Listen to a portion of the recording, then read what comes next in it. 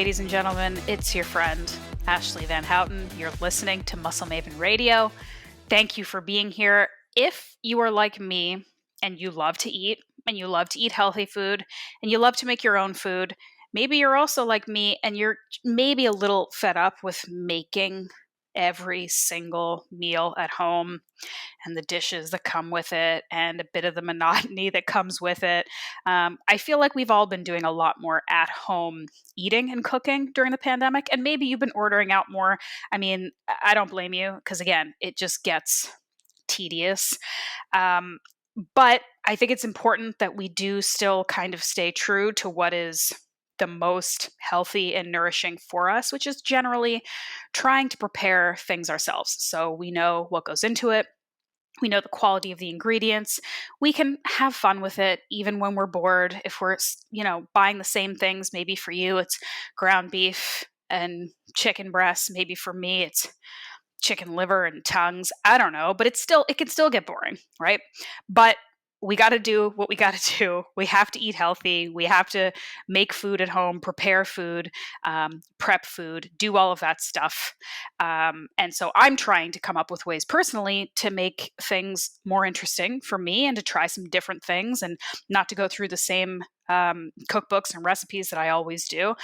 And this, of course, goes with the fact that I have a new cookbook that I'm working on. I don't know if I've actually announced that on the podcast before. I'm sure I've said it on social media. But if not, here you go. I'm writing another cookbook. I've got my first one out called It Takes Guts. That's all about nose to tail organ meat preparation and enjoyment. And this next one's going to be a little bit more mainstream, but I've still got some lofty goals for it. I can't tell you the name of it yet. I'm co-authoring it with a very good friend of mine and amazing recipe developer and chef, Beth Lipton. And it's going to be meat-based. I'll say that. It's going to be very protein-forward, meat-based, not organ meats, although there will be some in there. It's mostly going to be just, muscle meat, quote unquote, regular, normal cuts from all kinds of different animals, crossing the whole spectrum. And we want to really position this not as like a, flex and put this on the barbecue and be a manly man and eat steak. We want it to almost be the opposite and say, look, this is healthy. This belongs in the health section next to the countless plant-based vegan cookbooks that are put there due to marketing only. You can tell I have strong opinions about that.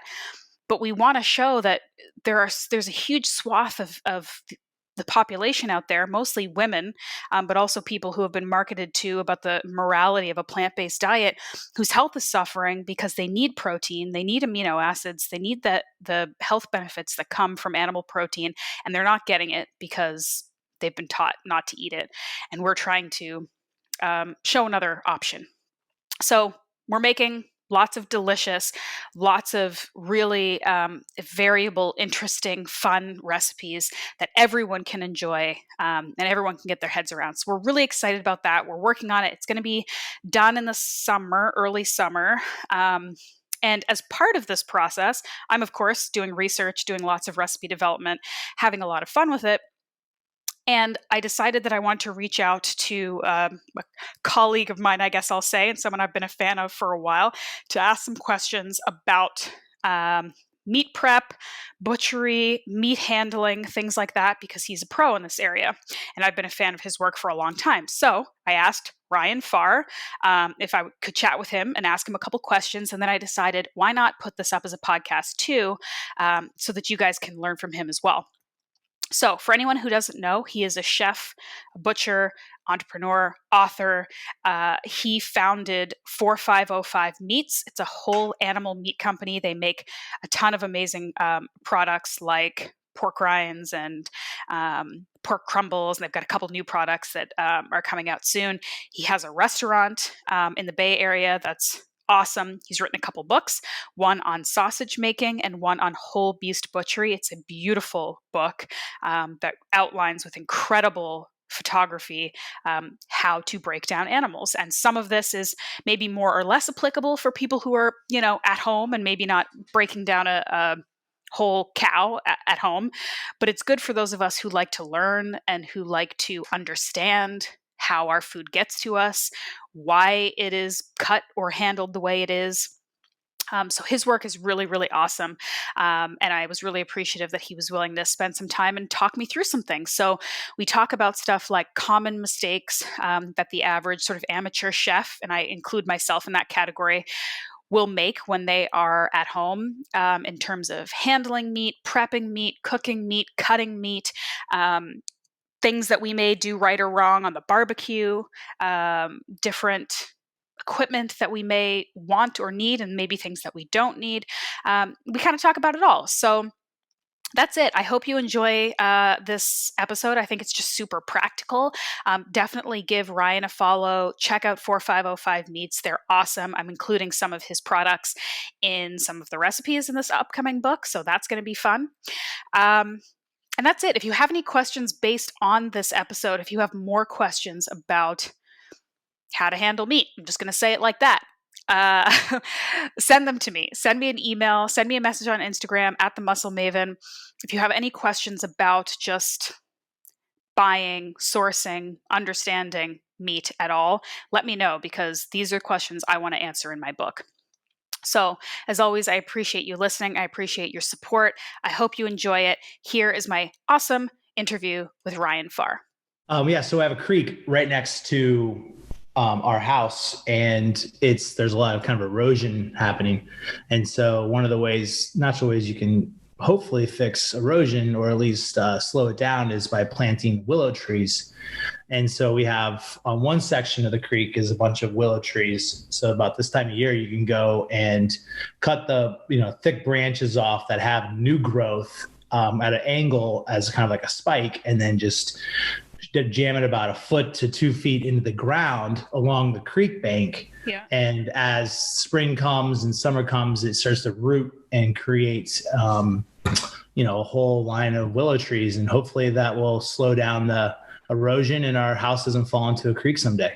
So that's what I was doing this morning. So I have plenty of time, because the trees they're not running away. They're not going to run away. Okay. I appreciate that. All right. Well, I mean, I'm already learning more than I expected to. You're not just about cutting up meat and barbecue. You've got so much more to you already. So I appreciate that. Yeah. Well, you got to respect the wood. You got to respect the wood. That's and for nature sure. above all else, really. Yeah. Ryan, thank you so much for doing this. As I was saying offline, I've been a fan of your products for a really long time. I think you're doing a lot of awesome things. And as I'm putting together and I'm researching for this next book that I have coming out, I really wanted to kind of tap into your expertise and ask you some meat preparation questions. So I appreciate you taking the time to do that with me today. Yeah, thank you. Thank you.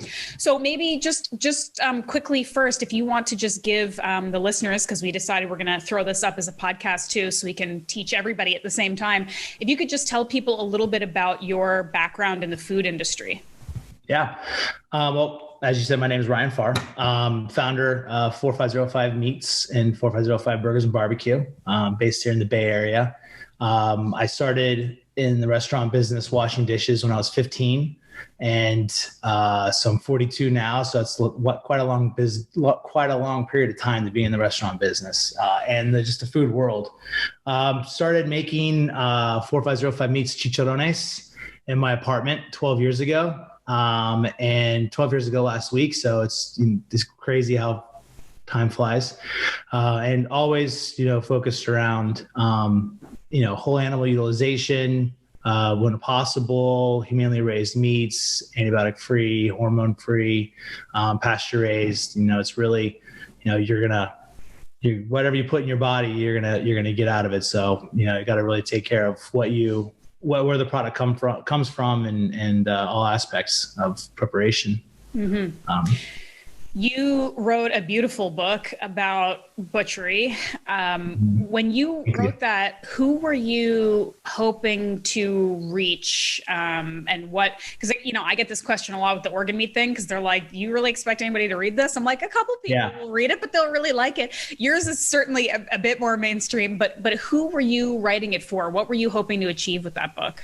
That's a great question. I mean, because that was 10 years ago, started that project. I remember when the editor asked me if I wanted to write a book, I thought she was kidding. And I was just like, oh yeah, sure. No problem. I have no idea what this means. And, but at the time I was doing, a lot of, I mean, this is like before Instagram, Twitter just started. So we would like use Twitter to post up our specials at the farmer's market. And I was hosting butchery classes and super DIY time. Everybody was interested in it. And so I really just wanted to create something that didn't exist for me.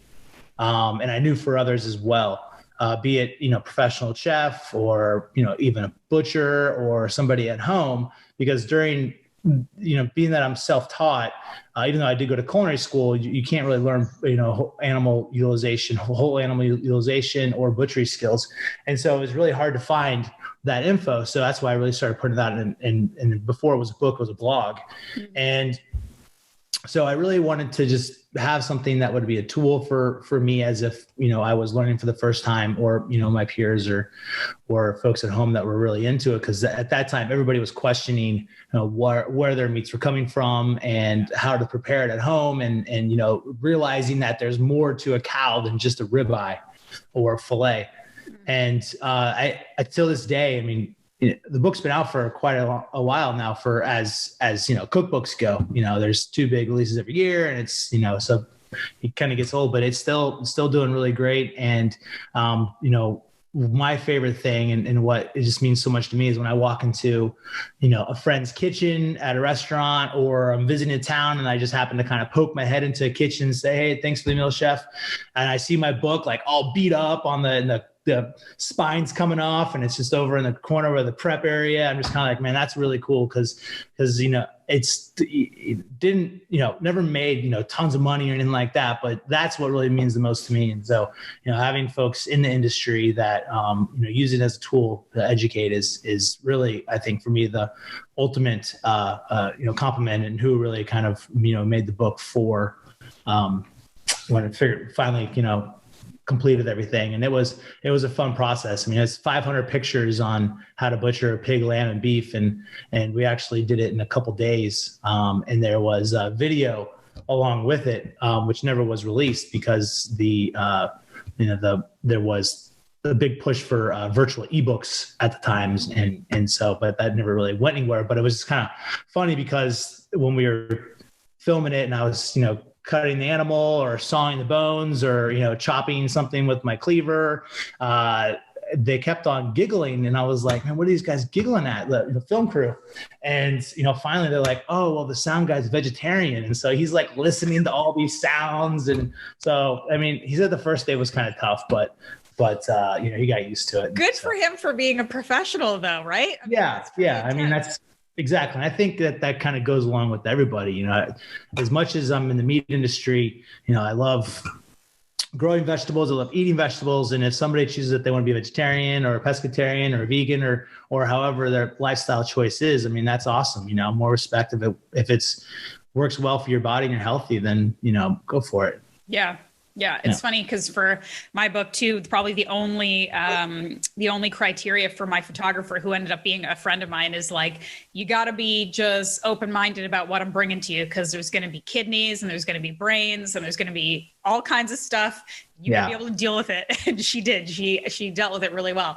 A couple. Sorry, one more quick thing. I just wanted to say about offal and all the innards is that was one of the best parts of the class when we were butchering the animals with everybody that was just like, didn't have any restaurant experience or butchering at all, and be like, oh, hey, we just butchered this animal. We got the super fresh kidney, super fresh liver, the heart. Let's go ahead and try this. And everybody was just kind of like, this is amazing. And then be like, oh, well, there's all these great health attributes to it as well. And so it's once you get people kind of like thinking about it a little differently, then, everybody's all for it, which is cool.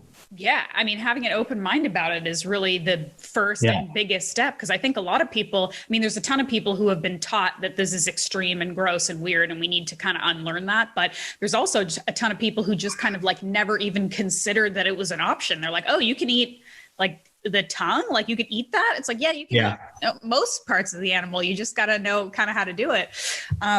A couple things that you were saying that resonated with me. One, and this is something in my years of podcasting that keeps coming up to the point where people think it sounds like a cliche, but it's so true, is that so often products or services that are created that are so helpful and beneficial come about as a result of somebody just creating something that like they want or that they wish they had when they were doing a job, you know, and it makes so much sense, because if it's something that you see as kind of lacking or missing or something you really want for yourself, chances are other people are going to feel that way too.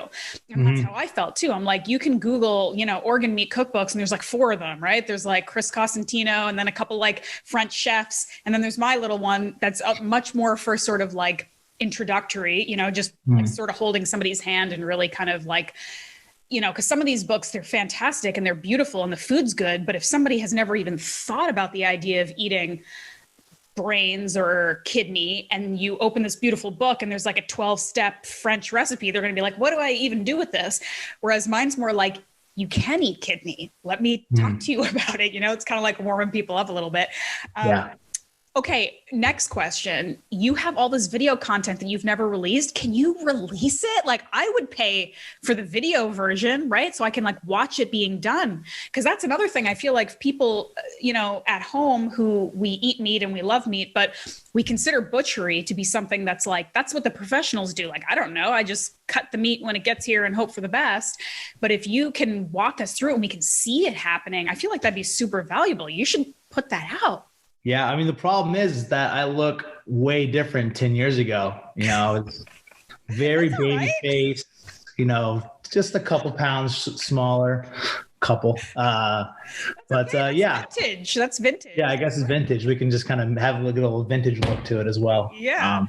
Yeah, no, that's a good idea. You know, I'll definitely look into that and see if I can talk the publisher into that. Yeah. That will be a good platform. Keep us posted, because especially now too, I mean, who knows how long this is going to last, but in our current environment where there used to be butchery classes you could go to and you used to be able to actually do those things. And now you kind of can't, or you don't want to. So being able to do it virtually is so amazing. Funny enough, the last social thing I did before the world locked down last March, I took a sausage making class for the first time. It was literally the last thing I did. Like, it was just when things were starting, like the news was starting to be like, something's going on. And I was like, oh, I better take this sausage making class before I'm stuck in the house.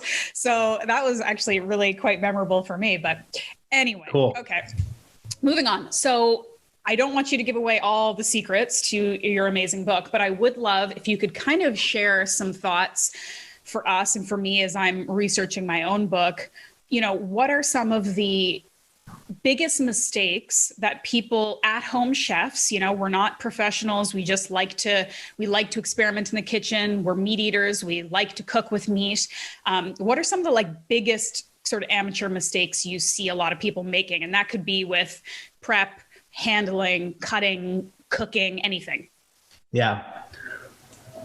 I guess this is kind of just making it harder than it really needs to be. You know, cooking meat is pretty nerve-wracking for folks that aren't used to doing it, you know, all the time. So I get a lot of like kind of questions like, am I doing it right? And is the pan hot enough? So a lot of these things that really you kind of learn what works well for you with experience is something you just gotta jump into and just know that it's okay if you make a mistake, because unless you completely burn the whole thing like flames everywhere, you know, it's still edible. You can still eat it. So you just gotta kind of calm down and just be confident that, you know, it's gonna be okay. And, you know, besides that, I think kind of always say, you know, plan your work and work your plan. It's important to have everything that you think you're going to need while you're cooking whatever kind of protein before you start. So, you know, have your salt handy, you know, have your tongs handy, have your pan handy, make sure your pan can get nice and hot, your resting rack. Because the last thing you want to do is, especially if it's a leaner piece of meat or a smaller piece of, you know, even like fish, you don't want to have to walk away because you need something. You want to just really be able to stay there and give it the attention, you know, that it deserves.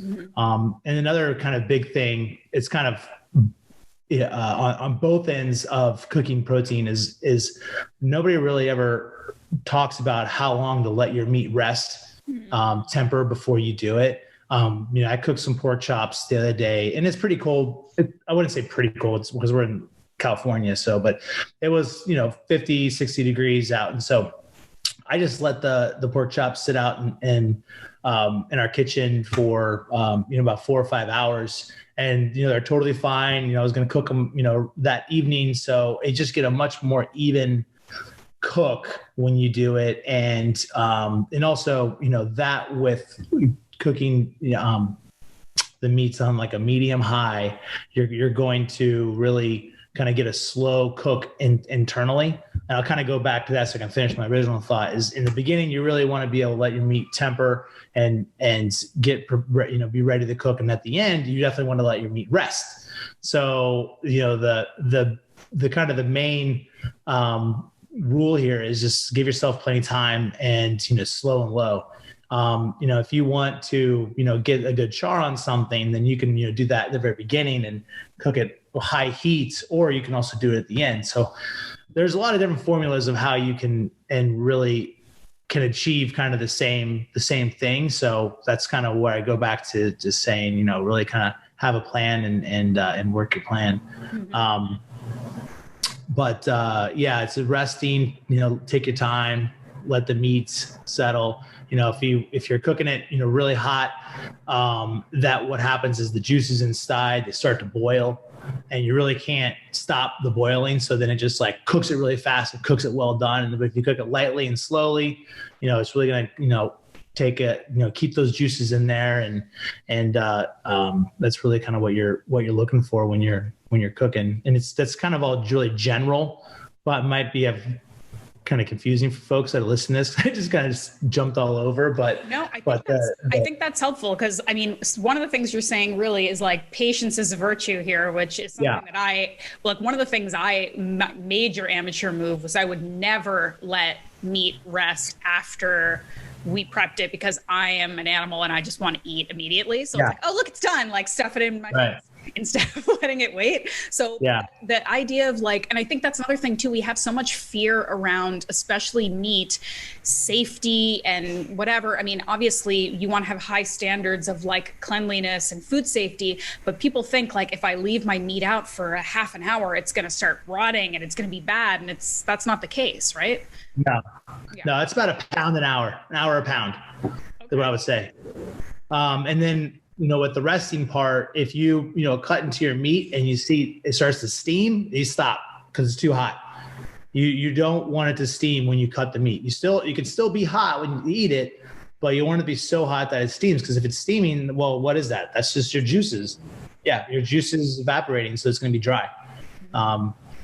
So that's kind of keeping the rules of thumb there. Okay, that's good. That's helpful. Yeah. What about at home tools? Are there sort of, you should at least have this kind of knife and this kind of pan, or this kind of some things that just we should all have in our kitchen to sort of set ourselves up for success? Yeah, I mean, again, it's pretty simple stuff. It's pretty basic. There's not any. I'm not really big on, as much as I worked in restaurants when sous vide was the rage, I still have a machine. I still will use it sometimes, but, I'll use an oven, super low, which is kind of achieving the same thing, just with a little bit of dry heat. But a good cast iron pan, that's great for cooking at home. If you have a outdoor and a grill, a really nice small little grill is great for cooking something quickly. If you have the capabilities of doing that.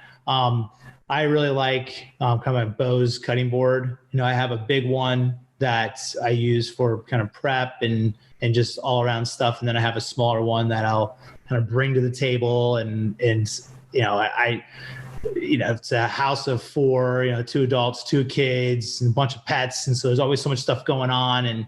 And you would think as soon as I ring the bell, dinner's ready, everybody's kind of running and comes to sit down and I'm like, okay, let's eat, but Instead, it's, everybody's kind of trickling in, and, it's a constant, battle. Maybe it's a different interview, but yeah, so I like to have like my little cutting board. I bring the table, so when everybody's there, then I cut the meat so it's nice and warm and doesn't juice out, all over. But if you cook the meat correctly, you're not going to have a lot of juice on the plate. It's all going to just be in the meat. Mm-hmm. So as tools go, a good cast iron pan, a little resting rack is nice. Depending on your setup, you can have a little rack that you can just put in your cast iron pan. Once you're done searing it, you take your pan off the burner, put a little small circular rack in there, and then put your meat on top. If you don't want it to be too hot, because it might still continue to cook it. But if you're cooking something slow and low, then you should be fine doing that. Or you can just put it on a plate with a little resting rack to let your meat rest like that. And I have a nice meat slicer that I use, but it's nothing fancy. I think it costs like $40, something like that. I bought it like 20 years ago. So it's been with me for a long time. So it's probably a little bit more expensive now, but it's just a good carving knife that I use all the time. All right. So we don't have to spend like $300 on like a fancy Japanese chef's knife if we don't want to. You do not have to, but if you're really into knives, like I have been throughout my life, at some point you kind of convince yourself you do have to. But you could get by with a nice sharp knife.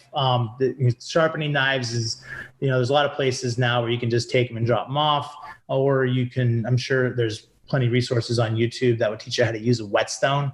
Yeah. A Japanese whetstone. That's a pretty good investment because you can sharpen pretty much all your knives that way. And I think when it comes to knives, really just kind of have just using one knife for everything isn't that good for the knife, because you're going to end up dulling it, and sometimes it might get too far dull to be able to get sharpened easily. So, having your carving knife, having like a chef knife, having a little petty knife, a paring knife, it's just, 5 or 6 knives is good investment. Okay.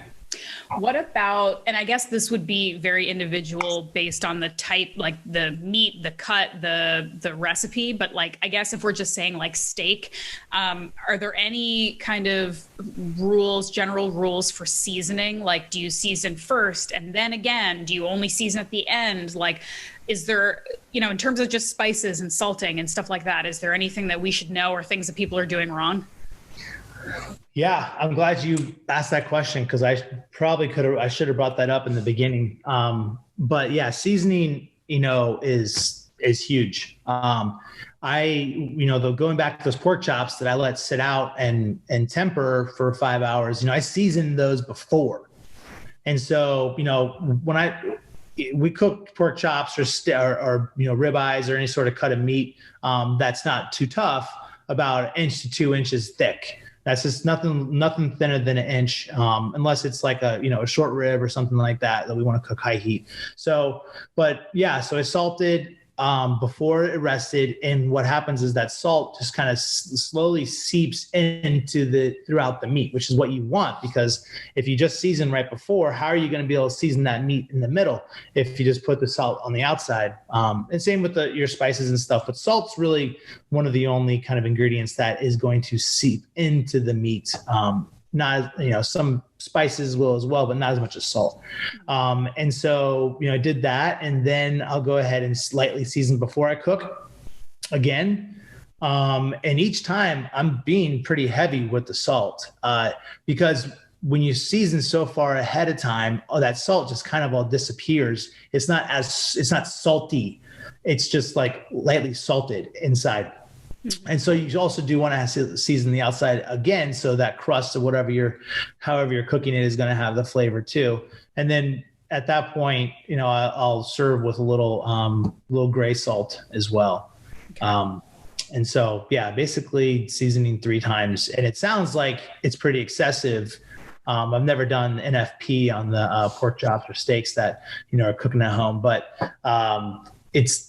nobody thinks they're salty. Actually, my daughter doesn't think they're salty enough, and she also really likes Well, that's like a whole other topic too, is, we were talking offline about how there really is this kind of like strong narrative that meat is more of an indulgence. Meat is more of like manly food. Meat isn't a health food necessarily in a lot of circles, in a lot of mainstream circles, especially. And there is still that same outdated information about salt being bad for you and how you should be avoiding salt. And generally speaking, I mean, obviously there's much more nuance to it depending on what your unique kind of challenges or health issues are, but generally speaking, it's more the kind of the quality of the food and the type of food you're eating than if you are salting your steak and vegetables with a high quality salt. That's not usually something we need to be concerned about. And then it's also the same for like butter, and we can talk about cooking fats and stuff too. I mean, the reason why you go to a restaurant and the steak tastes better is usually because there's probably more butter and salt on it than you would put on it at home, right? Because we're scared, because we think that's so much, that's so bad for you. So yeah, maybe talk a little bit about the butter fat situation too.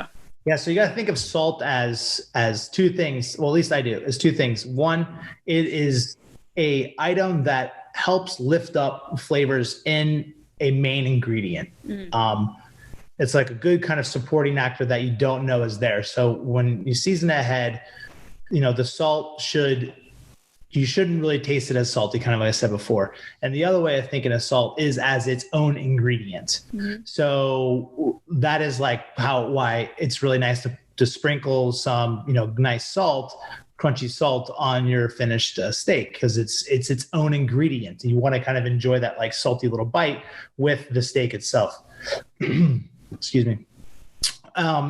It's not something that you want to have like in the whole dish, in the sense of like, let's say, macaroni salad, mayonnaise based macaroni salad, as much as, it has space for in my heart. It's like the mayonnaise is super salty, and then you're cooking maybe the pasta with salt as well. And so the whole thing is like super savory and salty. And that is like, your body's like, ooh, I can't eat a lot of that because it is so salty. So to me, that's like a different thing than like seasoning a piece of meat. And the same with butter. If you're using butter as, let's talk, like if you got, just cook some nice bread, and you want to have some butter and salt on it, or actually flour tortillas. So I've been making flour tortillas a bunch. And so I warm up these fresh flour tortillas, and I put a little unsalted butter on it and a little, fleur de sel. And it's delicious. So it's like 3 ingredients that I'm trying there. But if I was going to use salted butter, it's just a different kind of flavor. It's more of that kind of like salty flavor that we've been kind of taught is not good for you. So that's why I look at it as its own individual ingredient, or in something that's in a dish that you don't know is there. You don't use so much that it's like salty. So I don't know really if that kind of answers your question. No, that's helpful. But I mean, with butter, it's like, if you're using unsalted butter, and you're using it to cook with protein, or lift up a soft sauce or something like that, like I definitely use more than what people think is being used. That's for sure. Is there ever a time when you would recommend, or when it would be beneficial to use salted butter instead of just butter and then putting maybe your own salt on it at different parts of the cooking process? I'm sure. I'm classically trained French chef, like from my background before getting into butchery, and salted butter just doesn't really exist in that. And so I'm not saying it's bad or it's not good. I'm sure a lot of people love salted butter, but I've never used it because not because of what it is, but because I also want to add the salt. I want to be able to control the salt. So if I'm making biscuits, I don't want to use a salted butter because I don't actually really know how much salt is in there. Then it throws my recipe out because I don't know how much salt I need to use. And so for me, it's more of, I look at unsalted butter the same as like lard or like olive oil. Like it's its own item. It shouldn't have salt in it. Yeah. My applications. Yeah, that makes sense. Yeah. What about barbecue do's and don'ts? Because, you were talking before about oftentimes with a lot of prep, low and slow being better, and you don't want to kind of cook things too quickly because then you're going to overcook it easily. And I find I don't do the barbecuing in my family. I'm scared of it. I don't touch it. I shouldn't say that being somebody who's writing a book, but like the barbecuing, I need to work on that. That's an area that I need to kind of get more into. But I feel like there's sort of maybe less ability to control the heat a little bit with a barbecue. Like what are some things we should know? Yeah. So kind of quick little side note, what's going on in my life right now. We just moved to this new house and we had to cut down because they were needed to come down about 7 large, massive oak trees. And since COVID, I put on a little bit of LBs, and all my friends were like saying, "Oh, you should get a Peloton. You should do this." And I was like, "Nah, I'm gonna just chop wood." So I've been like chopping wood for the past couple months, and have about 12 cords of wood stacked up in our backyard. It's a massive amount, but it's a great workout. So I bring up the wood because for me, it's all about the wood when it comes to barbecue. And not so much of each type of wood has its own flavor. So that is just kind of like an ingredient that you can decide what you like. But wood in the sense of it's your fuel for cooking the meat, or, whatever you're cooking. So if you have, good wood that's not too dry or it's not too wet, you can really kind of control your fire with the amount of wood that's in there and the amount of air that's allowed into the firebox. But it's for sure a technique that is not, it's very different than just turning on the stove. Mm-hmm. And it's just one of those things too, where you just need to have a lot of time, and it's cooking barbecue, not necessarily cooking on the grill, but cooking barbecue in a smoker. And a lot of that time that you just need to kind of sit around and just kind of stare at the fire and just kind of learn what the fire does. And that's just kind of the beauty of cooking, barbecue is you just got to like chill out. It's kind of like, I guess it's in a way, it's kind of like fishing, you just got to sit there and watch the fire. Yeah. And then really just learn about, how the heat is conducted. And really the airflow is really important when you're talking about cooking meat, smoking meat, because, you really want to be able to get as much of that heat in there, but you don't want to have tons of smoke either, but you want to have some smoke. So really it's can get pretty detailed, pretty quickly, but you really can't do any of that stuff if you don't have some nice wood.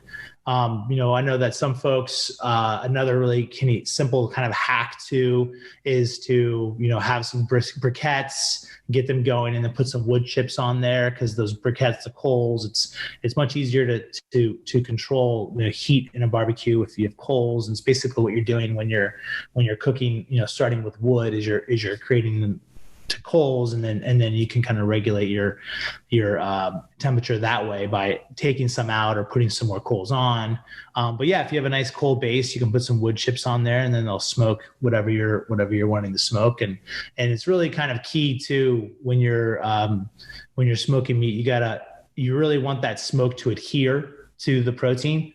And so that usually will happen in the first like hour or a couple hours of the process, depending on the size of the meat. So you think you're putting in, a wet piece. You think about it, you're putting in a wet piece of protein, and you're adding in this smoke. And so the smoke is kind of mixing with that moisture, and it's in the drier and drier it gets, the more that smoke sticks to the meat. So at some point, the fire has sucked all the moisture out of wherever the meat is. And so all you have there is dry heat.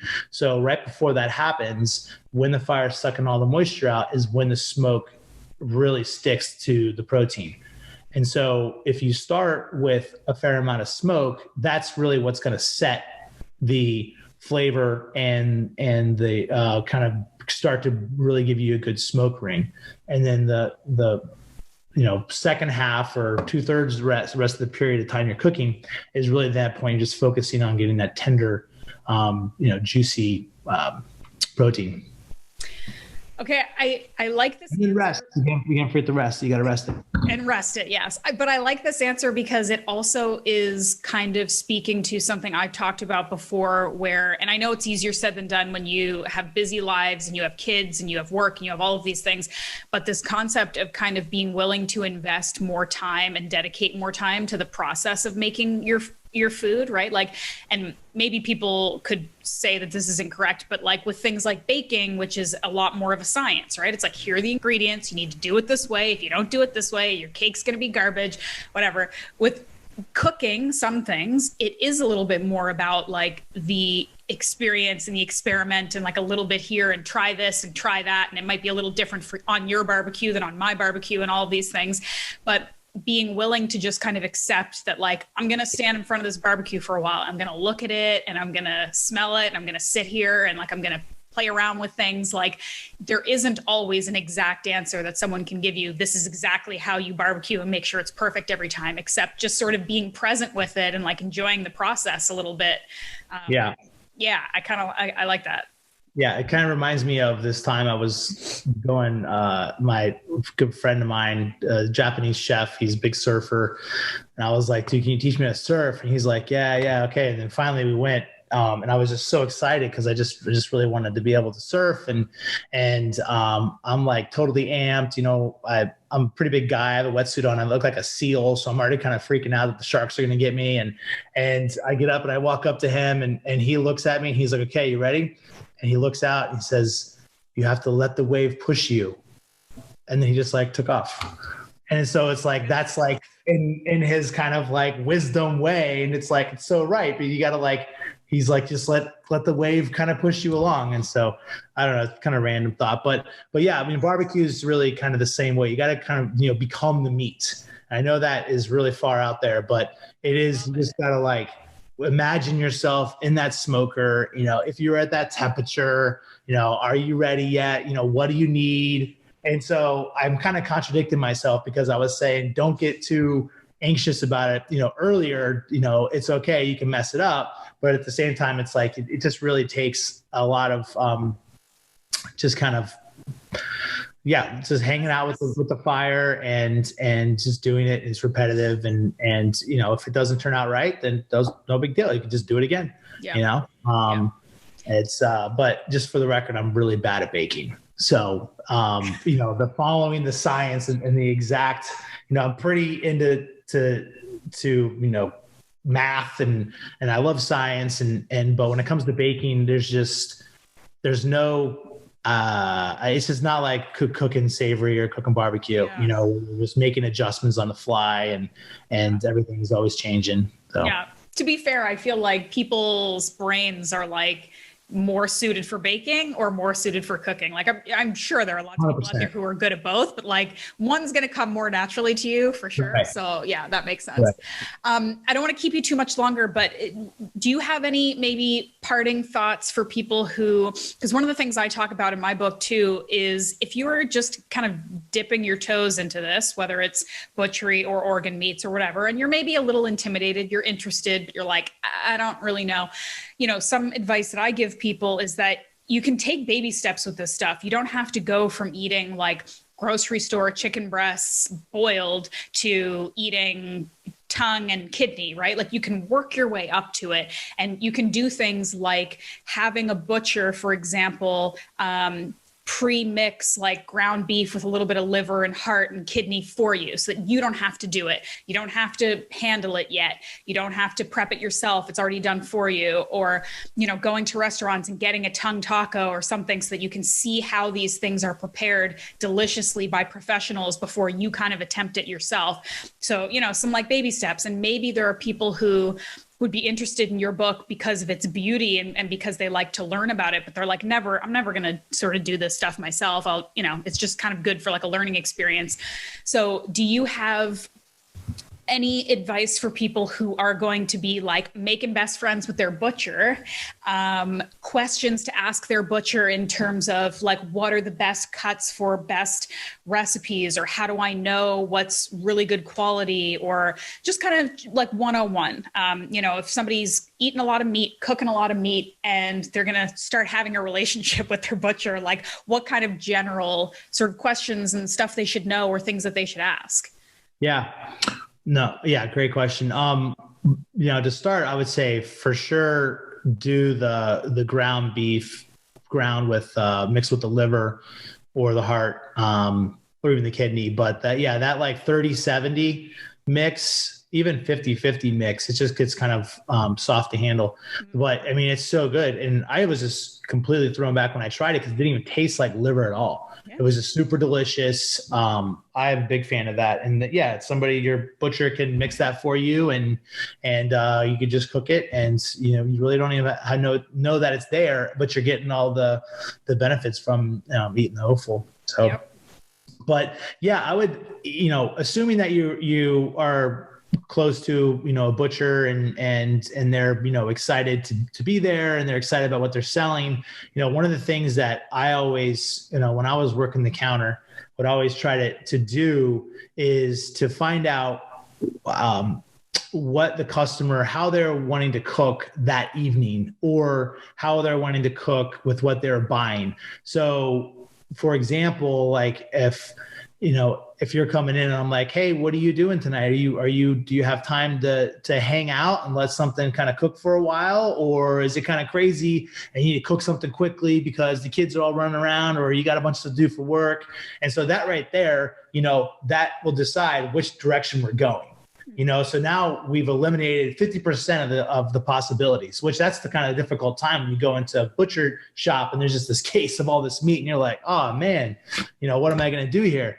And so if I'm like, oh, all right, well, we're going to do something that's, cooks quickly. It's like, okay, well, what's the next question is what kind of protein are you thinking of eating there? Is it lamb, chicken, beef, pork? And it's like, oh, you're thinking pork. Okay, cool. Well, right here, check out these, these nice little pork chops we got. It'll take you about 10 minutes to cook on a pan, and you're ready to go. And so I go into when you go in the butcher shop, kind of think about that, and maybe ask the question. I haven't trained the butcher, so I can't tell him this is or tell him or her this is what you should be asking the customer, but kind of do reverse, like be like, oh, hey, okay, I'm hello butcher, I got about 2 hours this weekend to cook something. What do you suggest? I'm like, oh, well, let's do like a stew. Cool. Well, here we got this awesome. Oh, what kind of meat am I thinking? I'm thinking lamb. Okay, what do you got? Lamb that's like a long cook. And it's like, oh, here's some lamb shoulder. So it's kind of like thinking about what the possibilities you have for your applications, your cooking applications, and then let that kind of drive the conversation, and then just trust the butcher that he or she's going to give you, what's the best that they have. And you should be getting the best if that's the place you've chosen to shop at. Because it's really daunting to just kind of go into a butcher shop and be able to walk out with something and feel confident, what you're going to do with it. Yeah. So I get that a lot of times, that people be like, oh, I'm so excited about this meat. And they'll be wrapping it up and they'd be like, wait, what am I doing with it? Yeah. I'm excited. You're excited. What am I going to do? I'm like, oh yeah. Okay.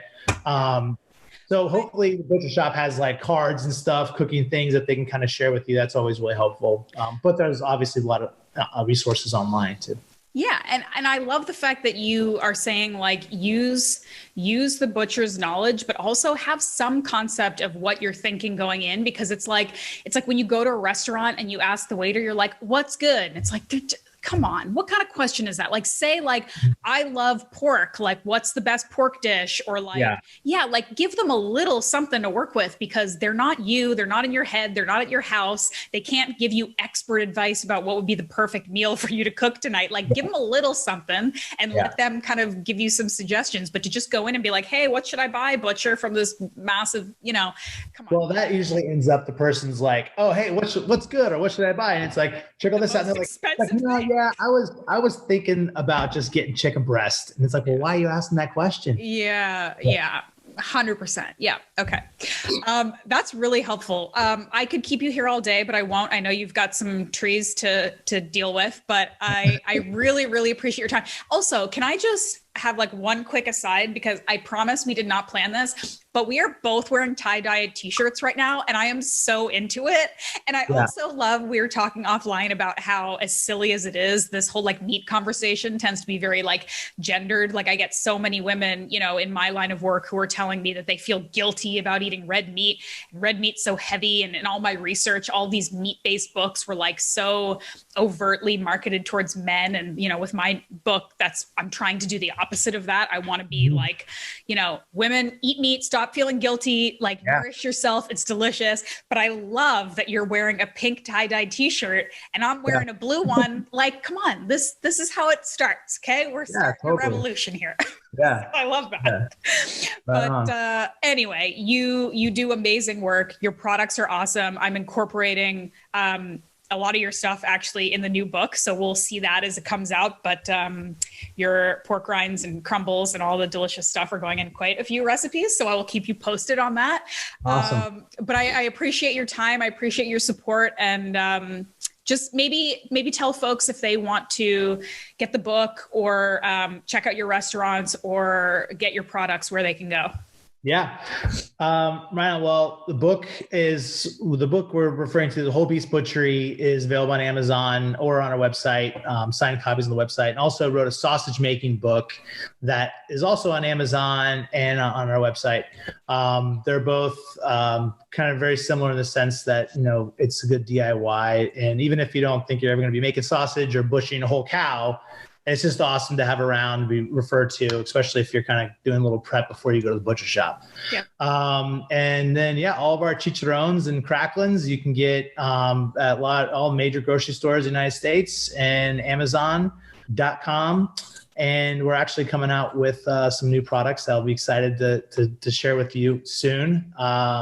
And then if you're in the Bay Area, come to our barbecue restaurant in San Francisco and Divisadero and Grove, 4505 Burgers and BBQ. Nice. I look forward to seeing you soon. Yeah, I will be there soon. As soon as I'm actually currently in Canada right now. I go back and forth a lot, but once it's a great spot, but our travel restrictions, I have a US passport, but our travel restrictions are like a little bit nuts right now. So as soon as they don't make me like hide in a hole for a month when I return, I'll come out and have a good meal at the restaurant. I'm excited. Right on. Well, we'll be here. Thanks, Ryan. I really appreciate it. You got it. Take care. All right, that's a wrap for this episode. Thank you for listening. I hope you learned a little something. Thank you again to Ryan for taking the time to help me out as I pull this book together and give me some useful advice. It's always very appreciated. And make sure you check him out. Check out 4505 Meats. Their products are amazing. Their pork rinds are delicious. They've got some new products coming out I'm super excited about. His book, Whole Beast Butchery, is beautiful and interesting. And even if you are not somebody who's going to be breaking down whole animals in your kitchen, if you're somebody who eats those animals and enjoys that process and likes to learn, this book is awesome for that. And of course, reminder, while you're waiting for my new and very exciting meat-based book, you can check out It Takes Guts. In the meantime, you can get it anywhere bookstores are sold. You can get it on Amazon. I promise it's not scary. There's a couple recipes in there that are, maybe a little adventurous, a little out there, but that's for fun. And that's, for the adventurous people out there. The rest of it, there's desserts in there. There's cake, there's chocolate, there's salads, there's all kinds of tasty stuff in there that just happens to be a little extra nutrient dense for you. So check out It Takes Guts. Check out Whole Beast Butchery. Thank you again, as always, to my sponsor, Organifi. These guys are awesome. They're keeping me healthy while I'm still waiting for summer to officially hit, or spring, I should say. Any warm weather will do. Head to Organifi.com/MuscleMaven. Use the code MuscleMaven. You get a full 20% off. They've upped the discount for you to try some of their superfood beverages. They taste good next to a steak, okay? Next to some beef liver. Why not get the best nutritional bang for your buck and eat everything you can that is nutrient dense. If you're eating mostly meat like I am, you're just not getting a lot of these antioxidants and kind of fun adaptogens and stuff that you'd be getting from a bit more of a plant-based diet. So check out Organifi. They're awesome. They're giving you 20% off, code MuscleMaven, and I'll see you here next week. Thank you as always for listening.